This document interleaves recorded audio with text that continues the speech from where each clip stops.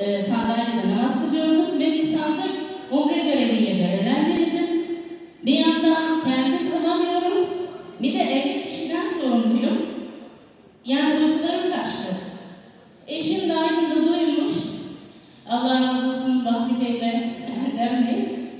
Hanım dedi, kullan, ağrılarım var. Ben de herkese bir tabi ön yardım davrandım. Her şeyi atlıyorsun dedim her gün onu. Ama başka seçebildim kalmadı. Ya iğne vurulacaktım, ya bir de umre, o da var. Kullandım. Önce 15 gün sonra midemdeki reflünün gittiğini fark ettim. Bende mide fıtığı da var.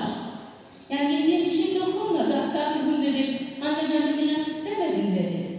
Hemen ilaç istiyordum. 20-25 gün sonra sınıfta yere bir şey düşürdüm. Eğilip aldım. Öğrencilerim vardı. Hocam siz eğildiniz dediler. Farkında değilim eğildiğimden. Ayağımın geçtiğini fark ettim. Ben migren ilacı kullanıyordum ve Xanax kullanan bir hastaydım. Şu an Allah'ıma hamdolsun hiçbir ilacı kullanmıyorum. Nisan Umre meraklıkla gittim. Hiç sandalyeden namaz kılmadan görevimi yaptım. Geri döndüm.